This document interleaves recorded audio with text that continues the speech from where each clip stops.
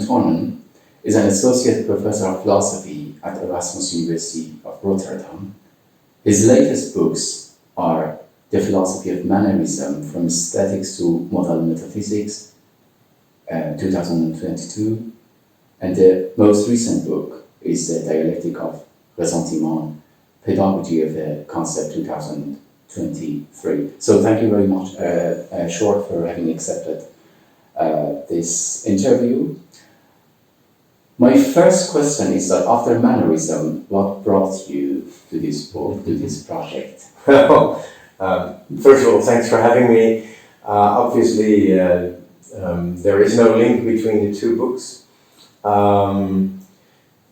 at least not except maybe on a very deep metaphysical level. I would also say that in a way this book was already started earlier than the project on mannerism. Back in the day when I wrote my master's thesis in sociology, I wrote on Nietzsche, and what then was called the sociology of knowledge in Nietzsche, and I extended it into Foucault and others. But in a way, it was I tried to do what I was, of course, not yet able to do as a student 20 years ago.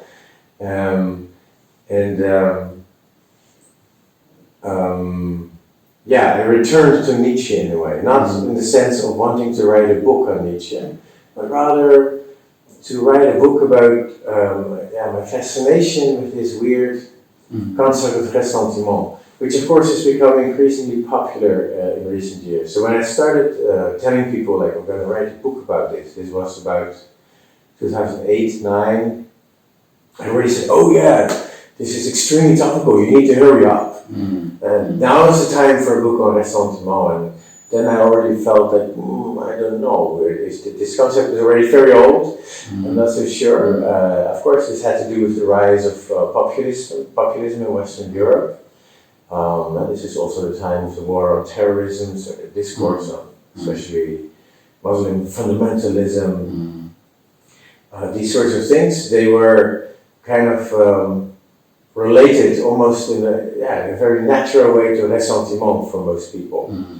I come from the Netherlands, and I remember in the early 2000s, of course, around the time of the rise of Pim Fortuyn, one of the vanguard populist leaders in Europe. He was, of course, also killed, murdered in 2002. I remember somebody writing about Fortuynism as a doctrine of rancor. This is a reference to a text by a Dutch writer called Girard from the 30s, who described the rise of the National Socialist movement in the Netherlands in the same terms. And so he thought, this writer in the early 2000s, saw something similar happening again. And one could say that there has emerged a whole industry again. There's a sort of return of resentment, or ressentiment as I prefer to call it, that has occurred in the 2000s in response to the rise of populism. In particular also, if you follow Google Trends, like trending search terms, you can see that in 2016 there was a real peak in the searches for the politics of resentment, having to do with Brexit, with the Trump election, these sort of things. So in a way, as it turns out, the concept of ressentiment is still very actual, has always remained very actual, and in a way is a bit of an evergreen. And that, of course, gives rise to doubt. And then, of course, you have to wonder, well, such an ahistorical concept, what does it actually do? So my idea when I started the project was, of course, it's only when you work on it that gradually all these things become clear and they start to make sense. My initial idea was a certain fascination for a concept in Nietzsche, where ressentiment, which only appears very late in his work and is not very much elaborated, it doesn't hold a very systematic place, except maybe as the counterpoint of the affirmative life. Right? What is not affirmative, what the non-affirmative life looks like is the life of the mentioned as ressentiment. Usually translated as the man of resentment, but obviously it's not a gender notion in itself. Especially, unfortunately, in a way, not in Nietzsche, because he associates it with women in particular. We can talk about that more later, but I would say, so I've always had this fascination for this Nietzschean concept, from the early days, my late adolescent years, when I read Nietzsche, like many people. And then also, of course, it does have a certain descriptive power in describing how the have-nots may feel against the haves, or how those fearing the loss of status anxiety, why they vote against their class interests, against their socioeconomic interests. And it does explain certain things. But one thing it does not explain, it also has a very strong morally disqualifying power, because as soon as you tell someone, a feminist, or a migrant, or anybody who makes the tiniest of emancipatory claim, that claim is actually rooted in ressentiment, then of course this is a way of disqualifying it, in the way of discarding this claim. And that's of course one of the main ideological performances also of this concept of ressentiment. But the main problem with this concept is that although it has this descriptive power, it has a morally disqualifying or polemical power, it doesn't really have a very strong power of explaining the situation in which it actually features. And this is what my book is about. Why it doesn't have that, and that's trying to discover elaborate conditions under which perhaps the concepts might be relevant, and distinguish these particular cases from the majority of cases where indeed ressentiment is really just part of the vocabulary in which liberalism diagnoses its own impasses without offering any perspective on overcoming them. So what is ressentiment, and what brought you to this project? What brought me to this project is a long-standing fascination with this concept. I wrote my master's thesis in sociology on Nietzsche and uptakes of Nietzsche in French philosophy, like so many other people, I think. Of course, I've gone back to this moment 25 years ago when I was working on this, trying to do something that at the time I was not yet capable of.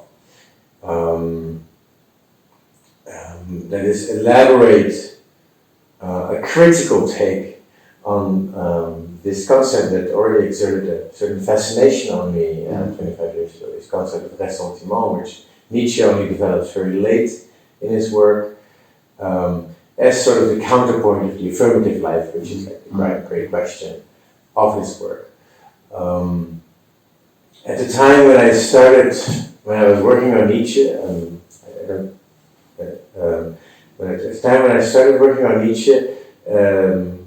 there was also the beginning of the rise of populism in Europe. Right? This was the time when Tuinen in the Netherlands sort of threatened to win the elections until he was shot. And it's a time in which the mainstream media also, I wouldn't say demonized him, but in a way they did, by comparing him to the rise of the National Socialist movement in the Netherlands in the 30s. And there was a famous piece written by a Dutch journalist called Fortuinism as a Doctrine of Rancor, which basically repeated a gesture made by a Dutch writer called Menno ter Braak in the 30s, who said that the National Socialist movement was a doctrine of rancor, right? A kind of spectacular but ultimately fake form of politics, rooted in underbelly feelings, in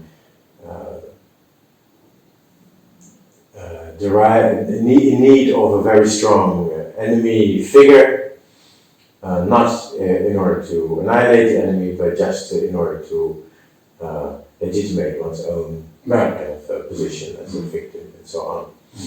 So ressentiment has been very much part of the liberal discourse about the threats to, perceived threats to democracy since the early 2000s, in terms of the rise of populism, the rise of fundamentalism. And in this sense, it belongs to the same sort of category of concepts like fanaticism, denialism, kind of, or even a concept like conspiracy thinking. It's part of the sort of something that we can call supercilious theory, in which liberalism diagnoses its own perversions, so to speak. And it's the self-diagnosis of liberalism, by liberalism, of toxic liberalism. This is how the concept has been used since the last 25 years, I would say. Perhaps even much older. I'd like to elaborate more on that later. Obviously, this is not necessarily how Nietzsche conceived the concept, but in any case, it's how the concept appeared in public discourse in the past 25 years. And in this sense, it has a certain fascination as a ready-made theory for why people vote against their class interests and so on. It has a certain descriptive power and truth to it. This explains also a boom in terms of the literature on ressentiment. You can also see how in 2016, so the year of Brexit and the Trump election, there was an explosion in Google search trends around the words politics of resentment. Many books have appeared, especially by social scientists, who use this concept to explain an enormously wide range of phenomena, from like Trump voters in the Midwest to the incel movement,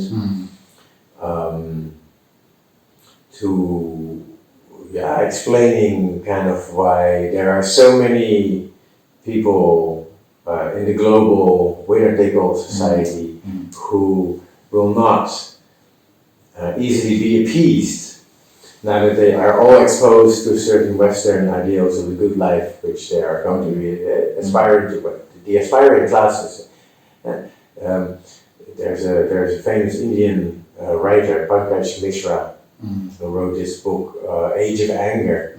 He really emphasizes how there is a certain bad infinity to the demands for equality or wealth, or the demand for having the same standards as we have in the Netherlands or in Denmark or whatever in Western Europe. A demand that can never be satisfied, and it also thrives on its insatisfaction, because it is lured or fired by the promise of a certain notion of equality, and at the same time frustrated by a persistent inequality. In any case, this is all part of the standard liberal self-diagnosis of its own impasses.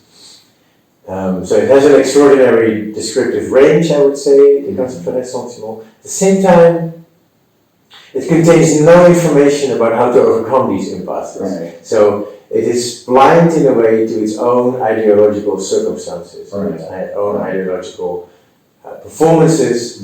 So my aim with the book has been to criticize the established discourses on ressentiment, which are very omnipresent, and in a way also to see, to define the conditions under which the concept could be relevant, and of course also set the conditions under which we can also just disqualify the concept. Because I think that's what we need to be very careful with a concept like this.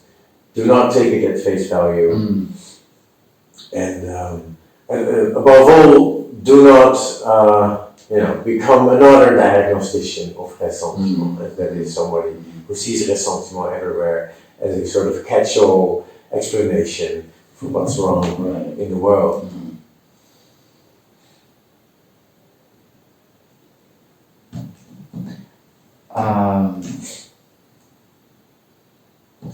So, I mean, talking about Mishra, this Indian author, yeah, I have a quote from you, quoting you, Mishra and Fukuyama are most emphatic. We should finally accept that people are not guided by economic reason alone, something that you also mentioned there, yeah, indirectly. Besides calculating beings, we are also in need of recognition and susceptible to envy and pride, the keyword envy. Worse, the modern masses are prone to hysteria, scapegoating, and fanaticism. Our aim, as Spinoza warned over 300 years ago, should be not to deride, bewail, or exasperate these passions, but to understand them, end of quote. I have the impression that your book is actually not only about ressentiment, but also a kind of reconciliation of ressentiment and empathy, in a sense that you try to emancipate ressentiment from judgment. Do you agree? I mean, you're trying to really. Well. I mean, talking about it like not accepting ressentiment at face value, or this jargon of ressentiment, this like recent understanding of ressentiment. You try to sort of emancipate it from some sort of judgmental understanding. For sure. And there's no coincidence that somebody like Fukuyama in the mid-2010s suddenly discovers ressentiment. Of course, it already featured in his book On the End of History. But then in the mid-2010s, he relates it to a problem that was not very prominent in 1988, 1989, namely that of identity politics.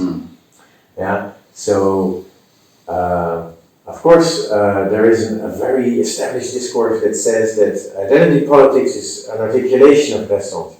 People identify with their status as victims, and they really need to identify as historically or culturally or whatever as some sort of victim, even if this identification is against their own interest. Because of course, by identifying with the victim, one also entrenches their victimhood. So, in the quote you read, I contrast Fukuyama and others to people like Paul Krugman, who also try to explain this basic liberal paradox. Why do people vote against their self-interest? And they just say, well, they're stupid, or people are just resentful. But they do this in a way that doesn't lead to further comprehension of what's going on. It's just in a way, they immediately give up the analysis, the possibility of a better understanding, and just say, yeah, people are irrational. So people like Mishra, Fukuyama, then step into this lacuna of explanation and try to come up with some basic effective algorithms to explain why people are irrational and behave irrationally, and in a way rationalize it. But rationalizing ressentiment is precisely what I have tried not to do. You asked me about judgment. I think, in terms of Fukuyama and Mishra, yes, on the one hand, ressentiment is like inevitable. It is like it's part of the basic effective infrastructure of globalized liberalism. It's inevitable. It's unavoidable. And yes, we are doomed in a way, in a sense. But it also implies a judgment, right? Because it still implies that people, in a way, are stuck in their own bad infinity, in the bad infinity of a certain desire for emancipation that could never be fully satisfied. Especially in the case of Fukuyama, who of course is an outspokenly conservative theorist. It is this infinity of ressentiment, the infinity of emancipatory claims that needs to be curtailed somehow. We need to understand that ressentiment is what drives these claims, but that there is a risk of these claims being perverted by ressentiment. So we must at all times be able to separate what are rational claims, what are irrational claims, what are true claims of emancipation, what are inauthentic claims of emancipation. And so that's really, but then you're really doing theory or in the mode of judgment. I'm talking about ressentiment in the mode of judgment. For me, but this is really the end point of the book. We start at the end in a way with this question. I don't think ressentiment is to be defended. So I don't, in that sense, I'm not going to say that ressentiment actually is what we need more of or something like that. I do wonder if it is also possible to not just speak about the ressentiment of the aspiring classes, etc., but whether you can actually interpolate the famous Mensch des Ressentiments, the man of ressentiment, as Nietzsche describes it, but of course he does it in an ungendered way. Can we actually interpret ressentiment in a way that our very naming of the ressentiment, the very mode of address, contributes to its overcoming? What you find lacking in people like Fukuyama and Mishra is precisely this I would say, sort of a reflexive buffer about your own mode of address, about your own mode of enunciating a concept like ressentiment. So that's why at the core of the book is what I call, borrowing from Deleuze, the method of dramatization. You are always yourself part of the drama in which a concept features. And it is the drama that decides the meaning and relevance of a concept. It is never the concept by itself that can do that. Right.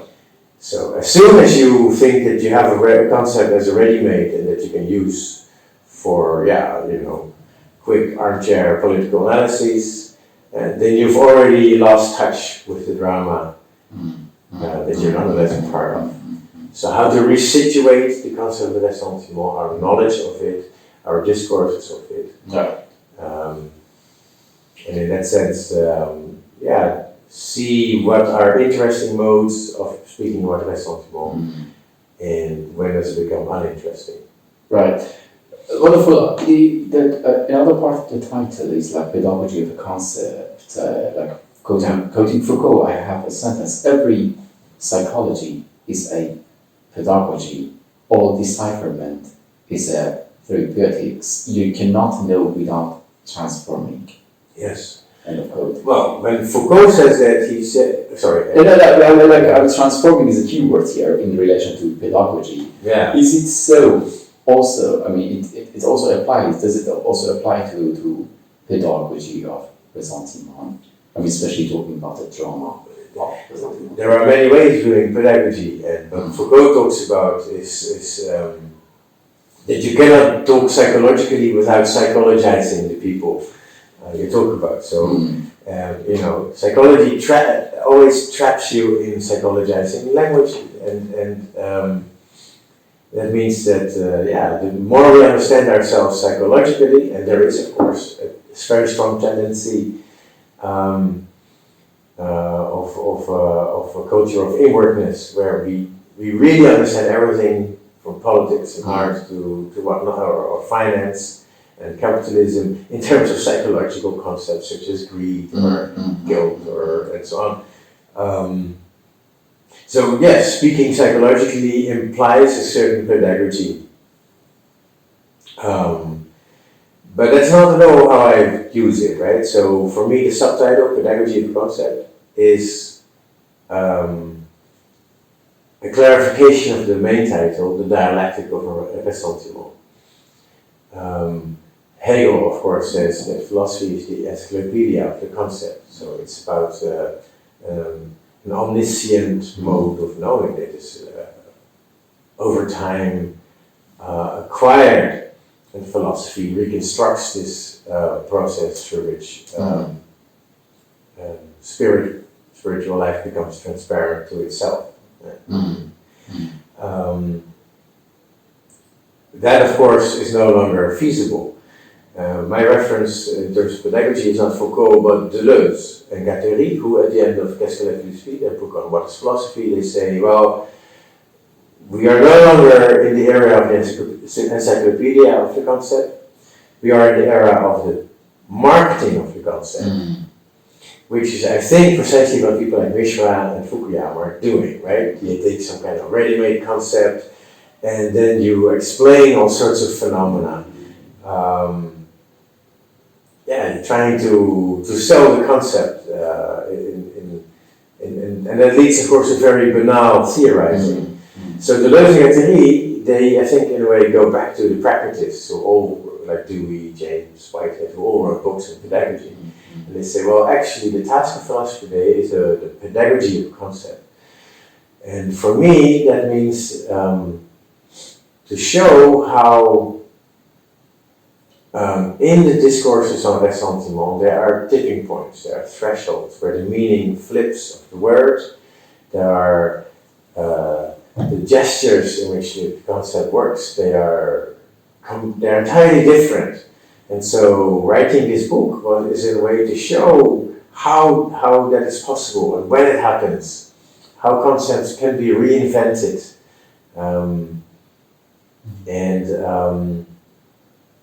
and also reclaimed for certain purposes.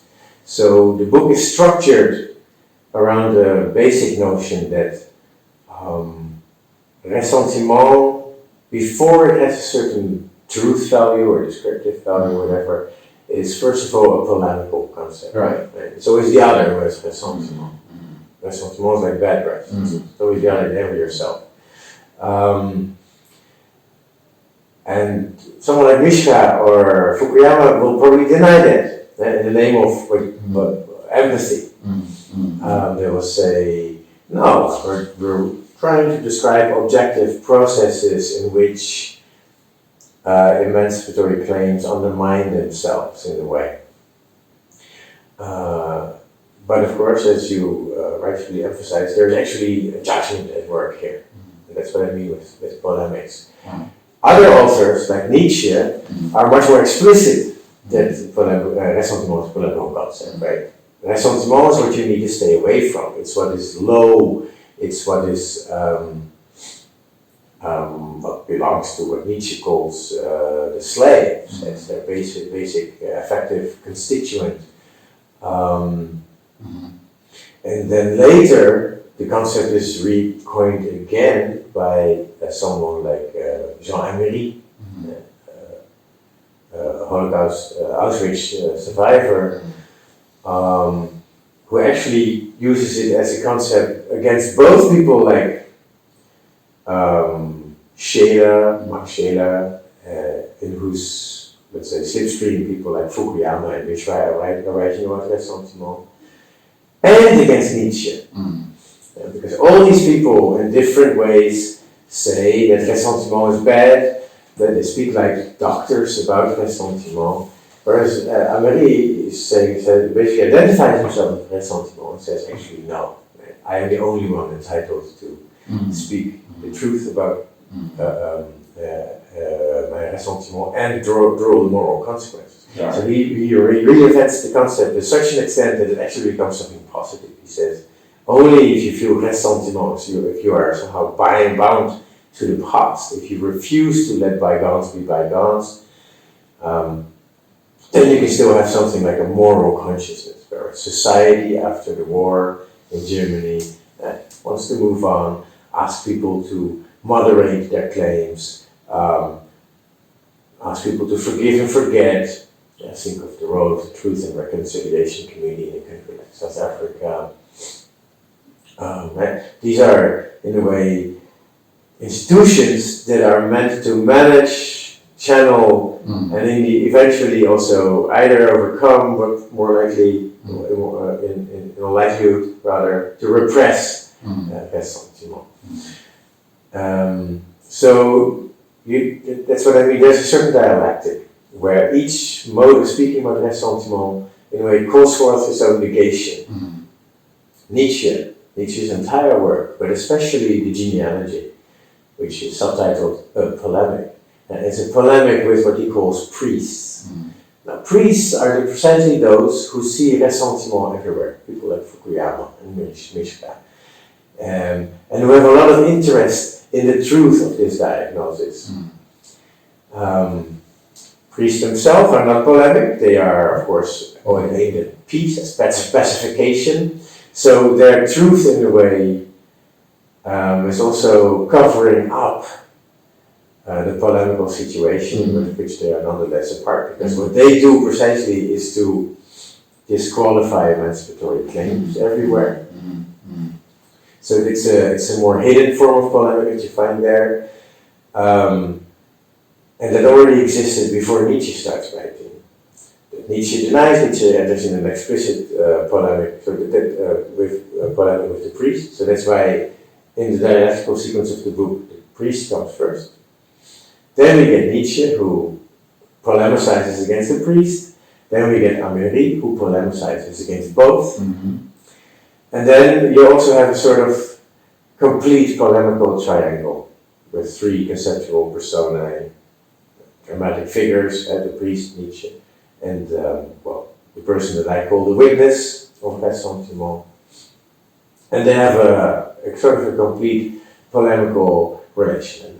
The question I raise in the book, my contribution, if you want, with the pedagogy of the concept is, okay, can we also get out of this polemical drama of the concept? Is there another dialectical step possible in which we go back to Nietzsche's original aim in the sense that the polemical aspect of ressentiment is more important than its truth value. But then also see, okay, but that can't be it. And we also need to somehow acknowledge that ressentiment exists. Nietzsche's recipe, of course, was to keep as much distance from it as possible. Can we also have somebody like Nietzsche's diplomatic agent? Somebody who is actually capable of interpolating the person of ressentiment in such a way that we don't just deepen their condition and also the polemical situation that separates us. That is the ultimate question, the last stage in the dialectical sequence. The hardest one, and one in which I go back to this pragmatist tradition, especially James, where if we define ressentiment as a certain form of stupidity, a certain form of emotional hardening,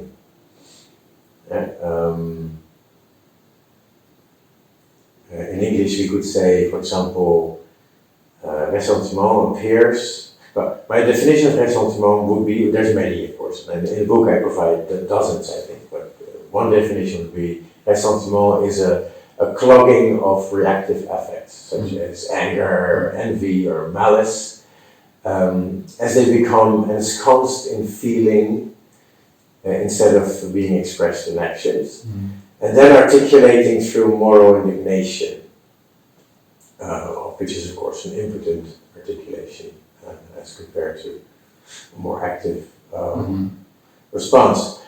So, like from the very beginning of the book, you have this point that I'm quoting you: in matters of ressentiment, it's impossible to have the last word. Of course, you talked about it. As soon as we think that we are above ressentiment, or that we have uncovered its ultimate meaning, we must ask ourselves whether our own discursive position is not itself infected by the very moralizing stance that we like to think we have acquired the right to detect and detest in others, end of quote. Sometimes I think that you're also addressing psychoanalysis, but my question is, do we need irony in analyzing ressentiment? By irony I mean simply a distance, a kind of affective distance from ressentiment, in the sense that we can also admit our complicity there. Absolutely. It makes no sense to think, to start from a position where you claim to be free from ressentiment. That absolutely makes no sense. And this is, of course, what most of Nietzsche's own work is about, right? It's about this art of perspectival shifts, where you never really coincide with yourself, where you constantly have to be able to grow out of your ressentiment, keep a distance somehow. Obviously, humor, irony are essential. There is an essential line in, I think it's Beyond Good and Evil, where Nietzsche says that we are always betrayed by what we take too serious. And that is just beautiful, because it precisely describes the complicity with ressentiment in authors like Mishra, like Fukuyama, like Max Scheler, like René Girard is especially exemplary case of this, where what Sartre would have called the esprit de sérieux, right, binds you to your object to an extent that you cannot see beyond it. That you have to see ressentiment everywhere, all the time, and there is no way to overcome it. There's nothing behind it. This is very much, I think, a characteristic of the bulk of literature on ressentiment, because it is this fixation that provides the authors with their authority over the topic. So the need to discern ressentiment everywhere, in a way, is the perspectival defining trait of the priest figure in Nietzsche. So how to distance ourselves from that? I previously mentioned that we need something like a diplomatic agent. That is somebody who goes with Nietzsche very far in the necessity to keep distance to ressentiment, but who is also capable of engaging with it in a way that does not just dismiss it, or in a way that does not just trigger a reactive response, like, oh yeah, here's another, elite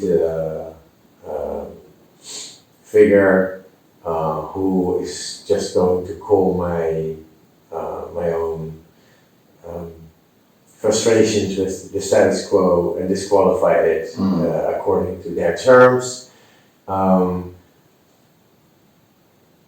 somehow he also has the capacity to seduce, as Nietzsche would have said, or lure, as a pragmatist like Whitehead would say. Lure people, act as a lure to reconsider their own situation and their own relation to ressentiment.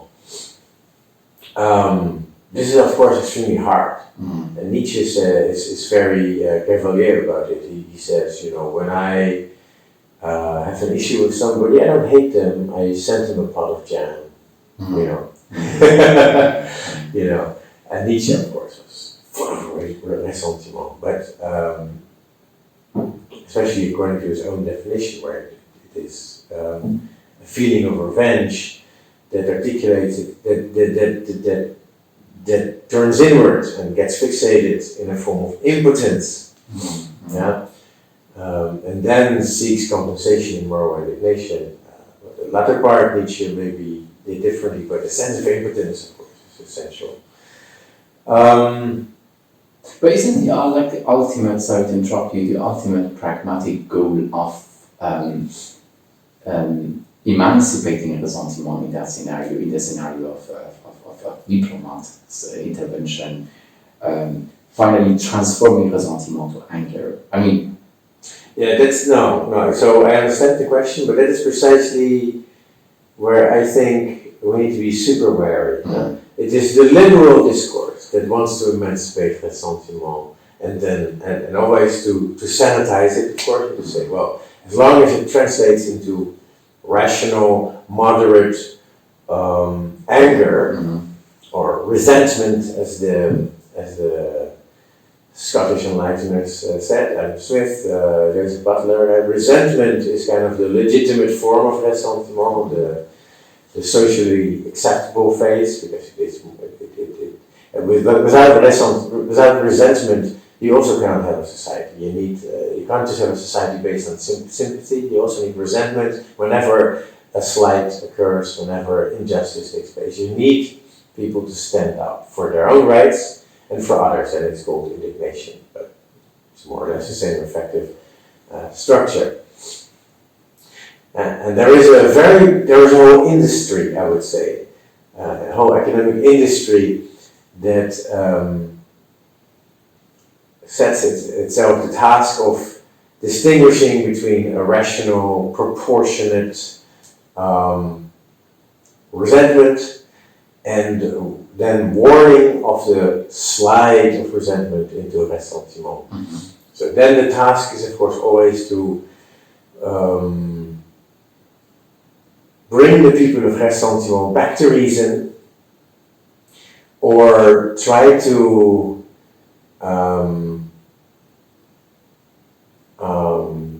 get them to have a more authentic relation to their ressentiment, so that it can then translate into resentment and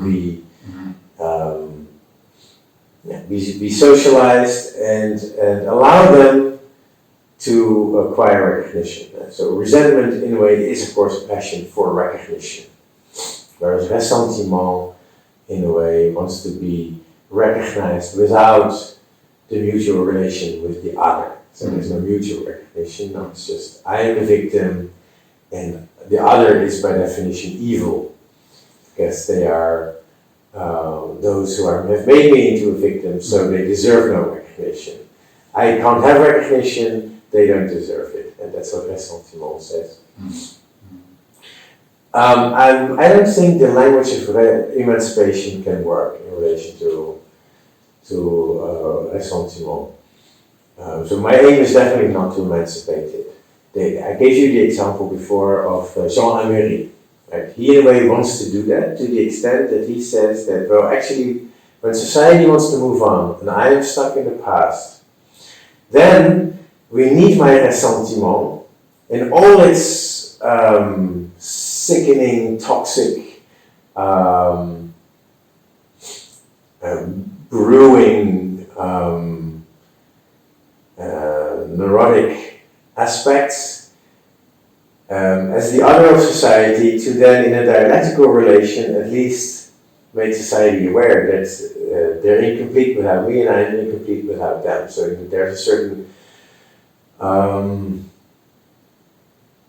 as our colleague Zahi Zaloua, who wrote very well about Améry, would say, there is precisely in the partisan aspect of ressentiment, in its particularity, there is something like a universalist stance. There is a universal use of ressentiment to the extent that we need it to educate society about what it would like to repress and forget.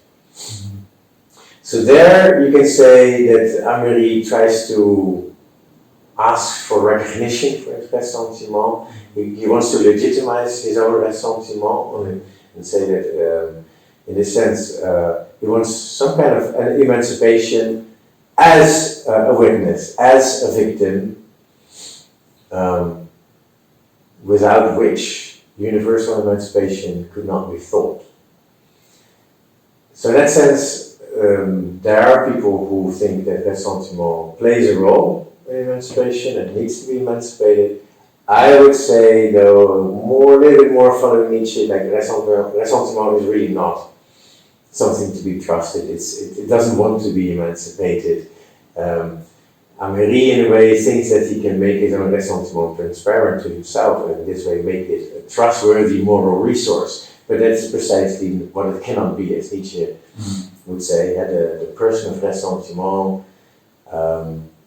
the soul of the person of ressentiment squints. Seine Seele schielt. So ressentiment is really not something that we can derive any identity or social positionality from. It is really something that needs to be overcome, and we need to grow out of, one way or another. The question, of course, is how is that possible, and who is going to help us do that? I'm saying us, because as you rightfully emphasized, that we are all complicit. That's also it is not at all clear whether we can do that. What is certain is that repressing it, disqualifying it, pathologizing it, is probably not the way to do it. That is the surest recipe for its further entrenchment. Right. I mean, perhaps the reason I talked about irony earlier is and was that it visited my mind for a while that irony and ironic thinking and even cynicism and sarcasm and even humor, they're all indirectness or even indirect parts of communication, at least anthropologically, yeah. And then when it comes to ressentiment, I think that it is also one of the most indirect manifestations of you might immediately not like my comments, but of anger or hatred or any sort of, as you said, non-mutual resentment. I don't know how to call it. But anyway, I think that there is a kind of indirectness that convinces me that is there in the society when it comes to ressentiment. And it is definitely more indirect than anger. Is it also something that you were bearing in mind when you were writing this book? Well, I think indirectness is a key term here, right? I think one of the contemporary words for ressentiment is passive aggression. So indirectness, of course, is a key aspect of ressentiment. But it's not the same kind of indirectness as irony is. Yeah, definitely. There are definitely passive-aggressive forms of irony. So there, I would follow you. I think the category of humor might be more interesting here in the Deleuzian sense, where. I'm not sure if we can heal ressentiment, but at least we can pervert some of its conclusions, or take them to the absurd.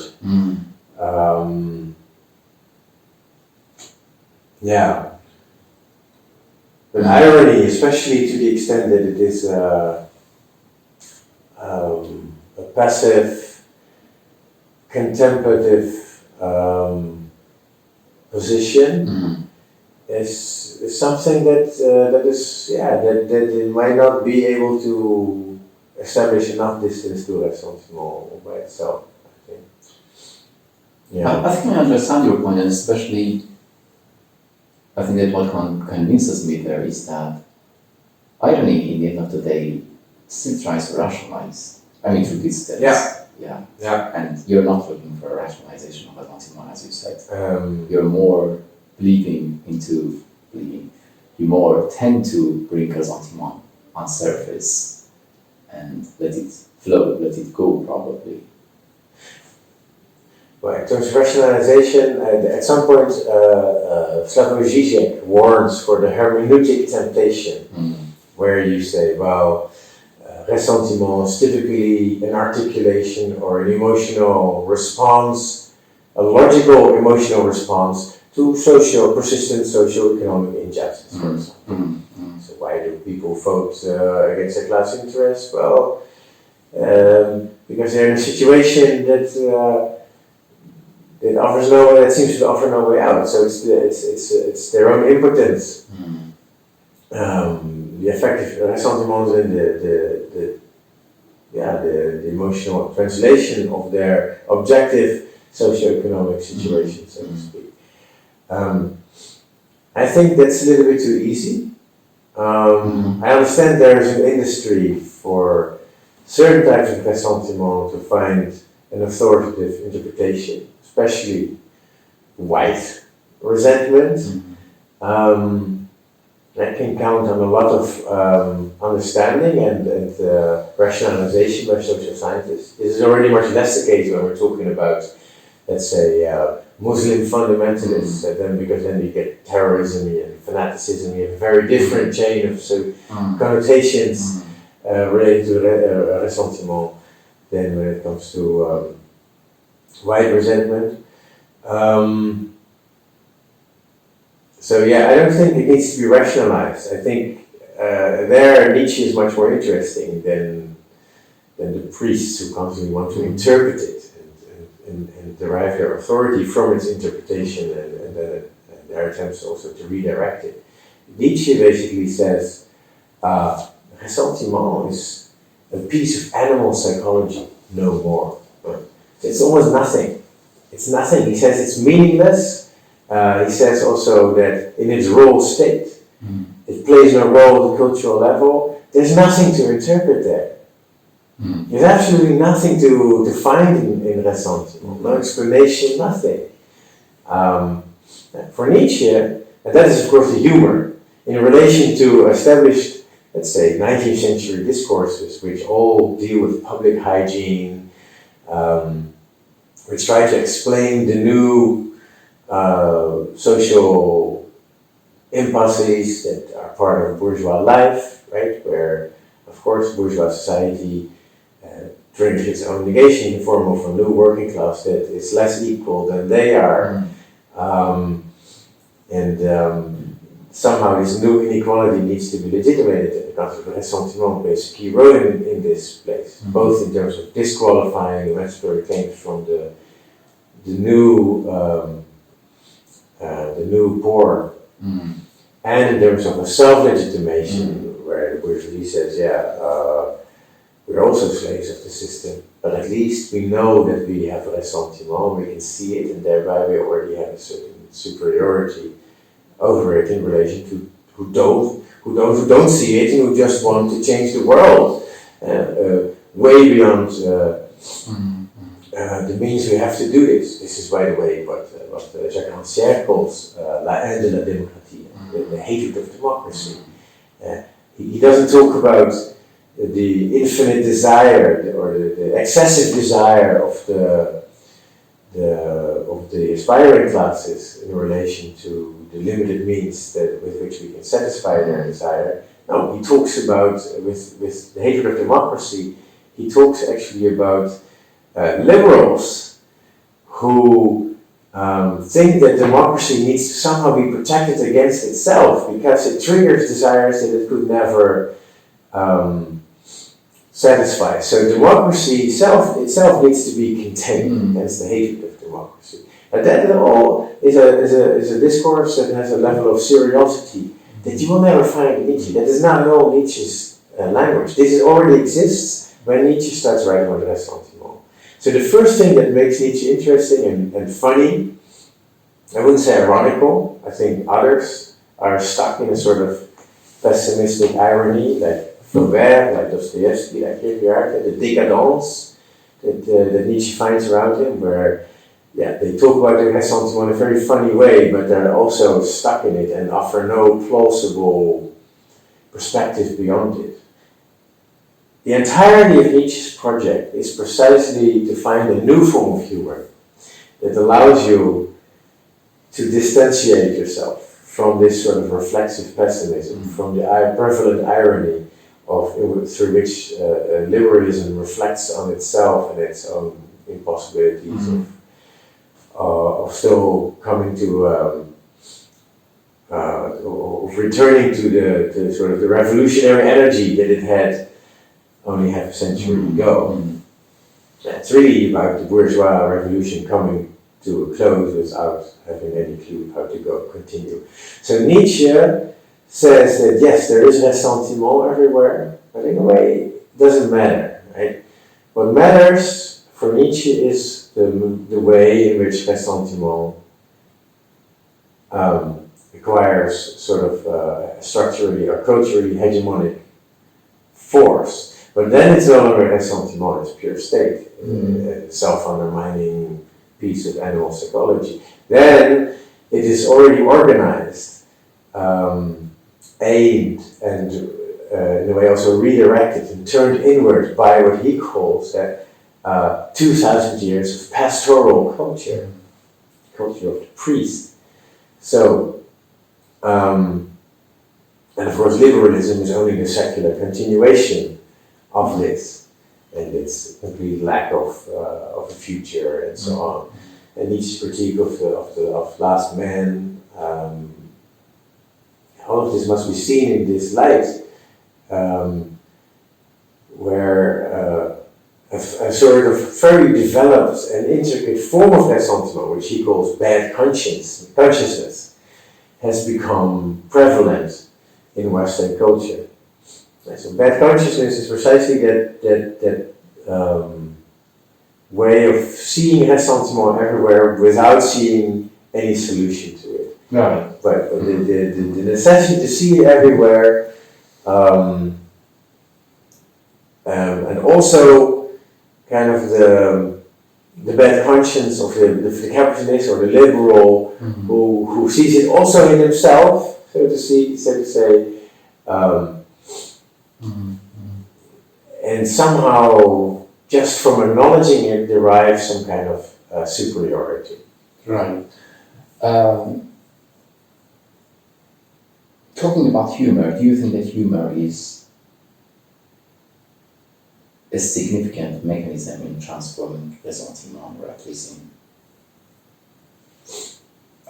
bringing it on the surface? You say, I'm quoting you, was it not Nietzsche who, in taking his own corpus as a battlefield of diverging interpretations, demonstrated, like no other unfought tensions, in the depth of all true thinking and the humor it takes to rise to the surface of sense? Absolutely, yes. At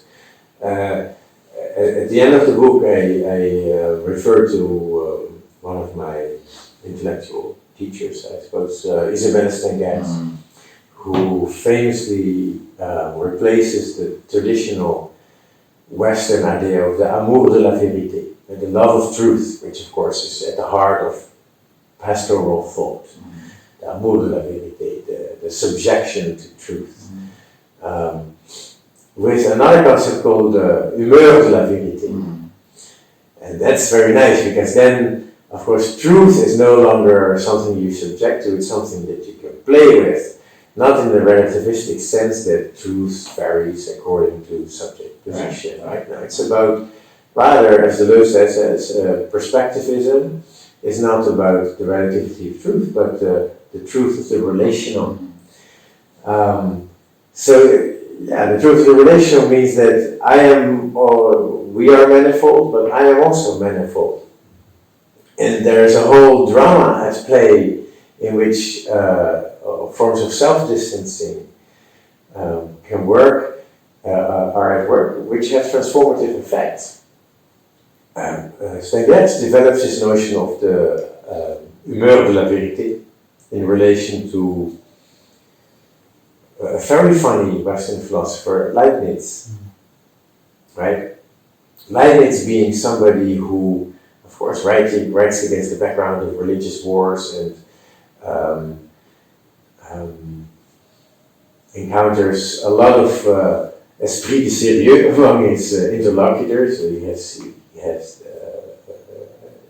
thousands and thousands of correspondents across Europe, and missionaries beyond Europe. And what he does throughout his work is always not to pacify in a priestly sense by turning ressentiment inwards. No, he tries to pervert everybody's position. He tries to harmonize all these different positions, disarm them in a way, but without denying anybody anything. So, of course, not everybody appreciates it. Some people feel betrayed by someone like Leibniz, who is like in the way that a diplomat always needs to betray his constituency to some extent. But at the same time, in this way he makes possible, he saves all the positions. And he gives all the positions, all the different, let's say, polemical warring parties, the capacity to re-relate to themselves and to others through this new relational mode of thinking. And the monadology in Leibniz is a kind of speculative gesture that allows everybody, that's at least the idea behind it, I think, the praxis of it, that in principle allows everybody to reconceive of themselves in relation to the world, the dramatic situation in which they find themselves. So this is what philosophy, I think, can contribute to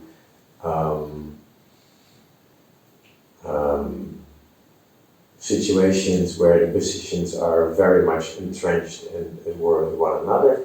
You make speculative proposals which have the capacity potentially of transmutation, effective transmutation. This is something you find in Leibniz, something you find in Whitehead. And I think also you will find it in Nietzsche. Although, of course, Nietzsche is very much invested in the polemical genre. But can I claim that by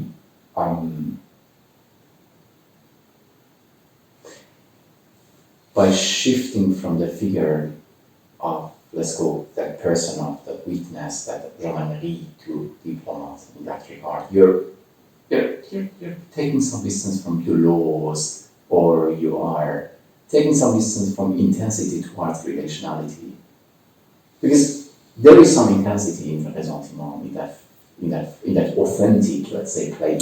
There is some intensity there, but you try to distance somehow from this intensity towards that monadology of relationality. Yeah, because I don't fully trust Améry. All right. Not in the traditional sense that you cannot trust a witness in the objective representation of their experience, because that experiences and their memories are, of course, colored and by in so many ways. But that's not what I mean. What I mean with Améry, and the intensity is irresistible. That's why I think he is the archetypical witness of ressentiment. There is no clearer articulation, self-articulation of the person of ressentiment than what Améry does. But he does it in a way that is still conceptually so consistent with what Nietzsche says about ressentiment that it is almost implausible as a first-person experiential account. It's in a way too constructed. And he has good reasons to do that, because he has also philosophical ambitions. He wants to reclaim a concept. But in reclaiming a concept, he also really wants to control it. And he wants to, in a way, also control how other people are going to relate to it. So there is something very, there's no humor, there's no self-distancing in Améry, obviously. It's dead serious.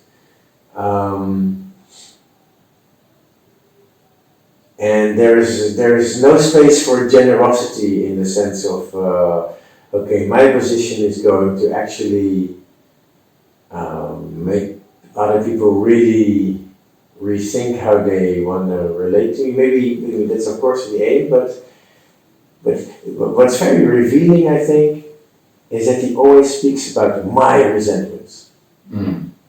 Throughout the text, the famous essay at the Mind's Limits, he always talks about my resentments. Nobody will have anything else to say about it. So he, in a way, wants to fully coincide with it. But in this way,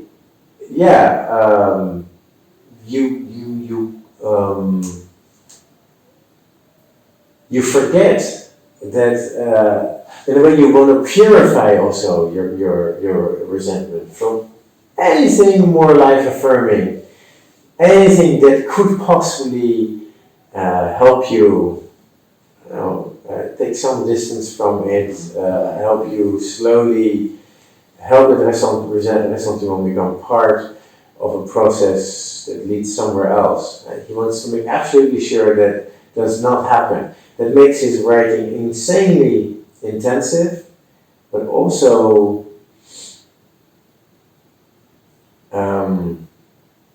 and much more plausible than what others, priestly figures, would have to say about it. In a way, so it's more plausible than what Fukuyama or Mishra say about ressentiment, because of its intensity. But it is still not plausible enough to the extent that even his ressentiment is part of a situation, a larger drama, in which the very work of exposure, to use the concept of Ahmed, is going to open it up to something else, which he does not want to tolerate. And that something else is, of course, what we need if we want to think of ressentiment beyond something that we can only relate to polemically or relate out of polemically. So if we somehow want to go beyond the traditional dialectic of ressentiment, which I think in its in a triangular shape really encompasses the entire 150 years of discourse on ressentiment as it exists, then we also need to go beyond Améry somehow. We need to somehow betray him. Right. I mean, interestingly enough, you're talking about Améry as a survival of Auschwitz, survival of anti-Semitism, or whatever you call it. But ironically enough, let's ask a question a bit actual. What is the follow-up of the diplomatic approach to Palestinian ressentiment today, if there is any? I don't think Palestinian ressentiment is our biggest worry at this point. I mean, I can see that, you see, from the dominant pastoral point of view on ressentiment, and of course this is what you see when Biden warns Netanyahu that he's going to create so much bad will, and so many generations of ressentiment against Israel, that he should really reconsider his genocidal tendencies, let's put it that way. That's the pastoral stance. But your question was related to Améry, who of course was a liberal Zionist. And that's of course also where the universal use of ressentiment ends. Améry... So he blocks it actually. Sorry? He blocks it, yeah. He blocks this universal... He claims it from a partisan point of view. But he certainly would not allow it on the side of Palestinians. Palestinians did not really exist for him, weirdly enough, because he wrote the preface to Fanon. He was a fan of Fanon. But like Sartre, he couldn't really oversee the consequences of the Zionist project for Palestine. So we have nothing to learn from him there. Okay. I think, apart from the fact that, of course, the universal use of ressentiment, if there exists such a thing, extends to the Palestinians as well. Personally, I think, as I said initially in reply to your question, I think we have there are much more interesting aspects to look at currently when it comes to the situation of Palestine, especially in Gaza. But if you want to do it in terms of ressentiment, then we need to understand that there is a universalist use of ressentiment possible. It's just that they probably wouldn't phrase it that way. Améry phrased it that way because he was in a polemical engagement with priests who psychologize it and want to heal it, and Nietzsche, who says that you have to forget. The priest wants you to forgive your perpetrators, your torturers. Nietzsche says, no, you just have to forget. Okay. Yeah? Because ressentiment for Nietzsche, of course, is the incapacity to forget. It's what binds you to the past, but it's what makes that you're constantly overwhelmed by the past. And what doesn't kill me never ceases to overwhelm me. That could be the Améry point of view. And of course, that is going to apply for generations of Palestinians as well. Yeah. I mean, the reason actually I asked that question was that you interestingly answered that. Like, the reason was that, like, in an unreflected way, my instinctive reaction was that the American approach to the genocide that's happening, or to a Palestine-Israel issue, is a diplomatic method, but you call it pastoral. Because they say like two-state, like this monadology came to my mind, but you are absolutely against that. You call it pastoral. You call it a priestly way of dealing with absolutely, yes. So the priest is the pacifier. Right. The diplomat, in the sense that I use affirmatively, is somebody who acknowledges there's a war. Priest does not do that. Priest sees elements among the herd that needs to be contained, but he does not affirm there is a war and that they have a role in this war. Especially not the Christian priest. Jewish priest, of course, in the Nietzschean genealogy is a different. Nietzsche says about the Jews that they are the first true pastoral culture. They invented priesthood as sort of the house on stilts for the population to find its unity and remain a power in the world. Well, what does the diplomat do? Sorry, Kurt. I need more qualities. What does the diplomat do that makes him different, except from admitting that there is genocide, except that admitting that there is war? But I mean, I'm not talking about diplomats. Somebody who's going to go to, speak in the Security Council or in some United Nations forum. You're differentiating between priestly and the diplomat. I'm talking about the more speculative diplomat.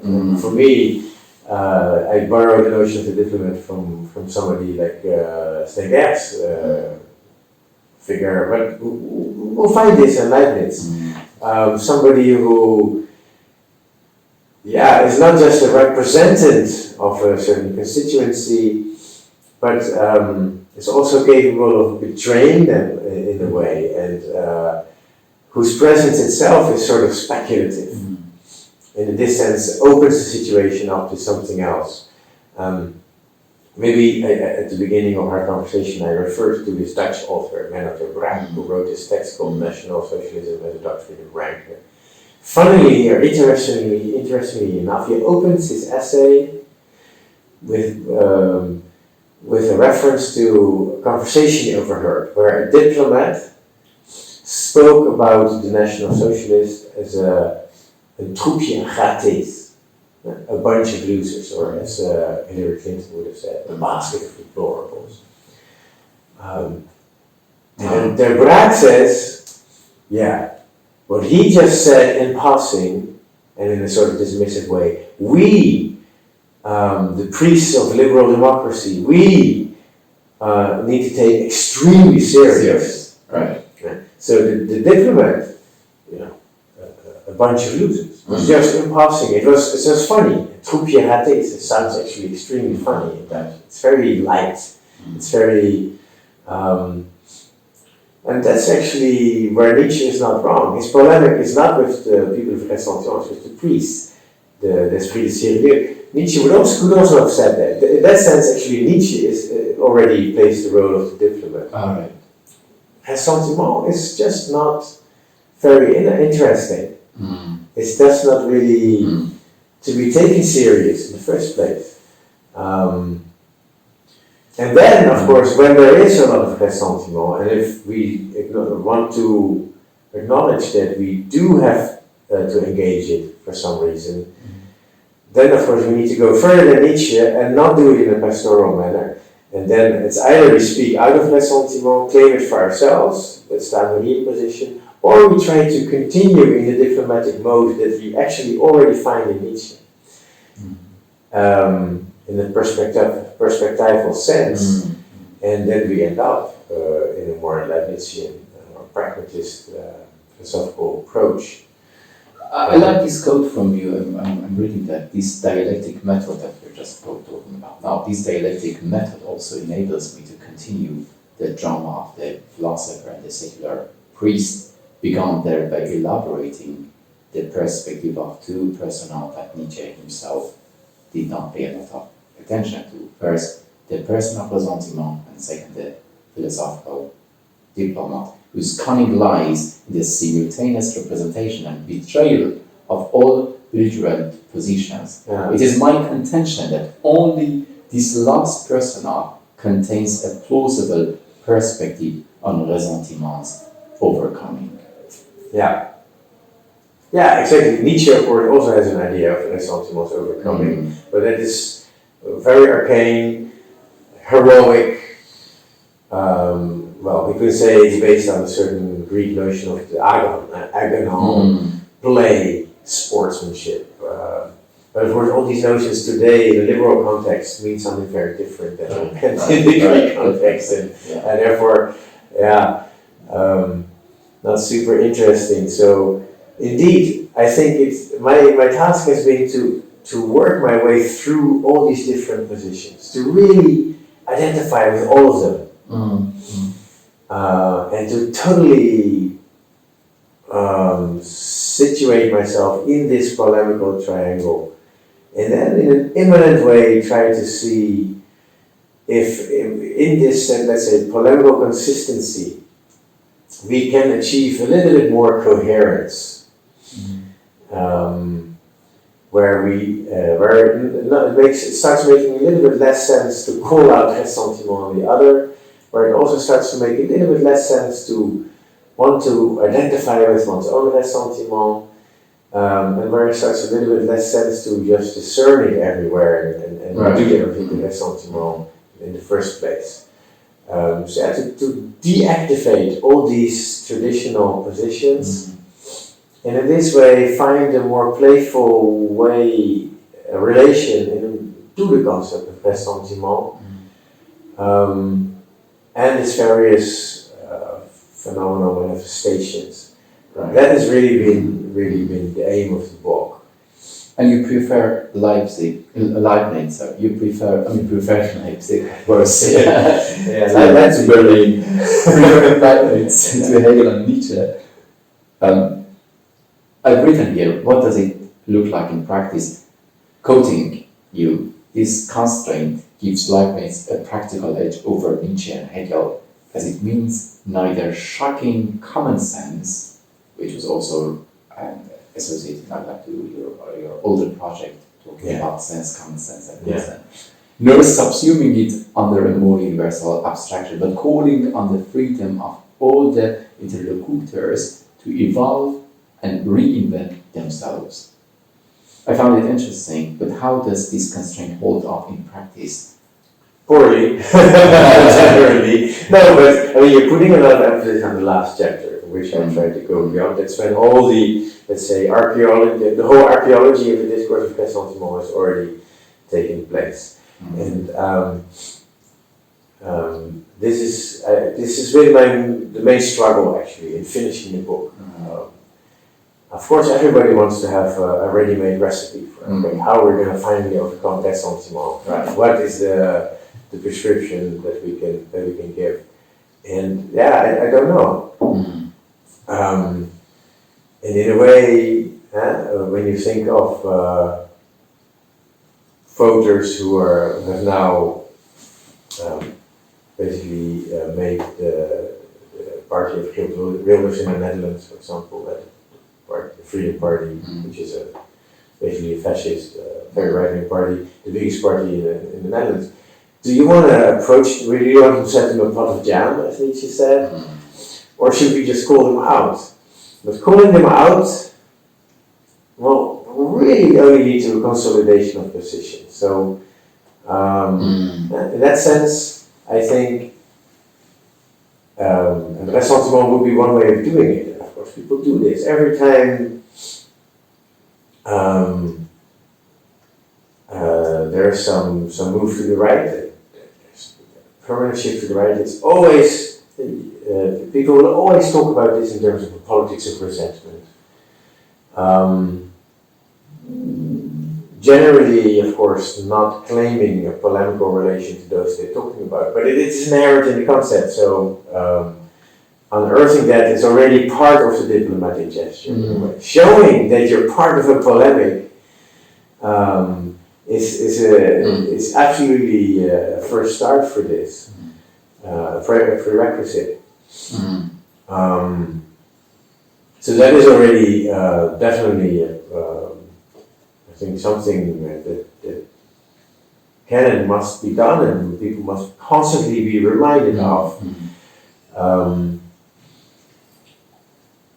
And then,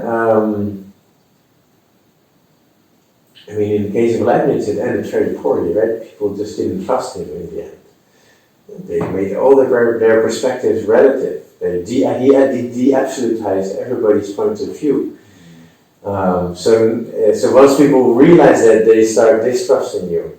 But maybe that's not, I don't know, but the whole point is to make it not about you. And you have to disappear. And actually, in his book on Leibniz, Deleuze, there's this he draws a beautiful portrait of Leibniz where he compares him to Prospero, hero of Shakespearean tragedy, who bestows richness and himself remains on everybody, and himself remains invisible and disappears also in this sort of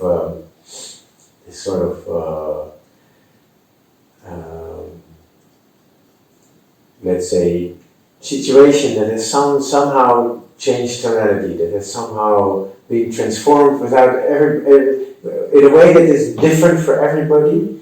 Nobody doesn't really know how it happened, because it happened in a purely immanent way. Leibniz becomes indiscernible from a general process of mutual transformation. That is the ideal, the horizon of that sort of philosophy. But of course, it's not a philosophy book that can do that, especially not in the 21st century. it may have been working in the 17th century with a figure like Leibniz, who really was in touch with intellectuals across the continent, and in a way made himself inseparable from all of them.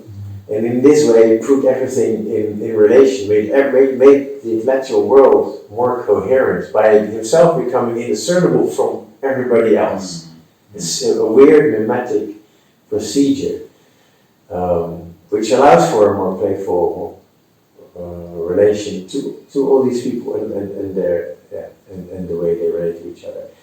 It's a very weird, and who would do that today? We have media who do the opposite. Of course, the identity politics is on the rise. We have filter bubbles. We have algorithms that reproduce the sentimental tendencies at an ever higher speed, so to say. So we need new technologies beyond. So basically, I would say this is the limitation of my book, and the limitation of what I have called the pedagogy of the concept. You can through the pedagogy of the concept show what the political situation of a concept is like, what the stakes are. You can also teach people to become aware of this, to relativize their own stance to some extent. But pedagogy is not politics. Pedagogy is not yet mediation. Right. It's not yet the practical critique of a concept, so to speak, which has to happen elsewhere. I'm going to move on to the next question. I have 2 or 3 questions left. But before that, I think I would be happy if you elaborate on the importance of, because I think you prefer generosity to empathy when it comes to ressentiment. Why is generosity important? Because you repeat this word a couple of times in the book in terms of, and even now, like you mentioned earlier, to be generous. Like the figure of diplomat is generous, is more generous than other figures apparently. How and why is it important? Sorry for the irrelevance of the question, because it's a kind of ethical, political stance there in generosity. It's not necessarily pedagogical. Yeah, it's a deep question in a way, because the culture of ressentiment is not generous by definition. There is a famous, I don't know. there's a wonderful text, one of his best essays, I think, by Peter Sloterdijk on Nietzsche, called Über die Verbesserung der guten Nachricht, on the improvement of the good message. Nietzsche's fifth evangelium, so Nietzsche's fifth gospel, which is the good message. So how to improve the good message. Where he shows how, of course, the Gospels, and then especially treatises by the Church Fathers like Paul, Augustine, Tertullian, in particular, they are all based on a very dark anthropology, where there is actually very little place for generosity. Our very language is based on payback. This is what Nietzsche also says in the preface of Zarathustra, and then later on when he talks about the tarantulas, which he thinks of Rousseau, but it doesn't matter. And he says that we always look back. We always look back in anger. We cannot get rid of the past. So the task of Zarathustra and the giving virtue of Zarathustra is precisely to somehow help people emancipate from their past, to believe in the healing power of time, to teach people to expect more from the future than from the past, and not interpret the future in terms of the past, and to emancipate people from the es war, from the it was, which rests like an elk on the shoulders of the people. Use a Marxist metaphor. And this is something that you still find, for example, in someone like Adam Smith, because when Adam Smith talks about exchange as the basic relation, society, of economy as the basic economic relation, and this means that there's a certain tit for tat notionship, and the notion in this. So vengeance, in the theory of moral sentiments, is a natural given. He says it's a grammatical imperative. It's embedded in language itself, that you need to avenge injustice. It is this very position, this very culture where, and the very notion of social justice that is derived from this. Everything from reparations to payback.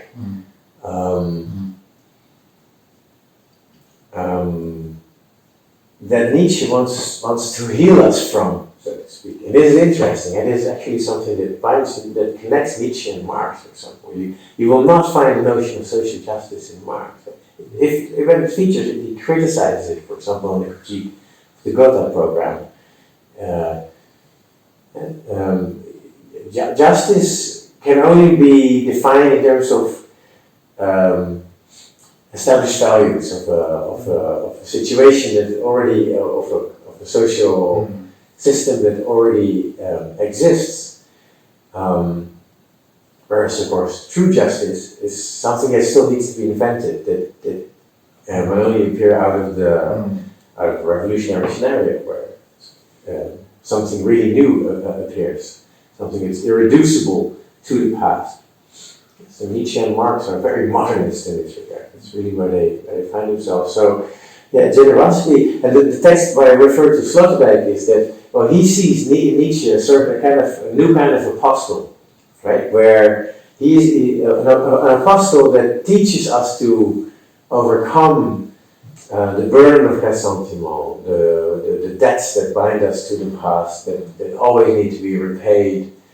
And that begins, and of course, the apostle of generosity, where generosity is defined as an aristocratic value, of course, but not in the sense of historical aristocracy, because that is based on the past and inheritance. Mm. But aristocracy or generosity as a relation to the future, right? As a change of and mutual enrichment. Of course, you can still interpret all this as an apology for unbridled capitalism and trickle-down economy and so on. Mm-hmm. There is, especially in stuff like this, there is a risk that it happens. Mm-hmm. There is a German professor, Norbert Bulls, who is also an AfD sympathizer, who actually makes these sort of arguments and says that we need to overcome ressentiment by giving the capitalist entrepreneurs free reign, and then the rest will profit from it, whatever. For me, that all still falls very much within classical liberal thought. I think Nietzsche is about something else. It's more about avant-gardist gesture. But generosity is a key part of that. Right. Nietzsche himself mentions the example of Mirabeau, who was a kind of a survivor in the French court and also in the French Revolution. Why? Because he did not take anything personally. So he was not nachtragend, how do we say this in English? He had no grudges. Yeah. He was incapable of holding grudges. That means that you have, it almost makes you a saint, right? You have a sort of saintly character towards other people because it's based on unconditional generosity. Beautiful. So, like my last question is somehow a small digression to your last projects on Scheler, but also found it very interesting and beautiful that to distance yourself from that interpretive gesture of priest, let's say, or even judgmental gesture, you're making this distinction between core and care. Like you make distinction, like you say, rather Leibniz drives the why to R from care, or the great question of the principle of sufficient reason. Why? Yeah. It derives from care. Yeah. So I found it interesting because even here we can somehow relate this generosity that you were talking about to this question of care, even when it comes to ressentiment. Yeah, of course. Nietzsche, of course, has a very specific idea about the philosopher as a physician of culture, right? The priests, they take care of the sick, the weak, whatever, and the philosopher takes care of the strong. The task of the philosopher is to protect the strong against the weak, against the man of ressentiment. My question was, of course, can we also care for the man of ressentiment in a way that is not pastoral? That was always the question. Because in my reading of the three polemical positions, they all lack in the end of sufficient reason of talking about ressentiment that extends beyond the mere polemics. No, yeah.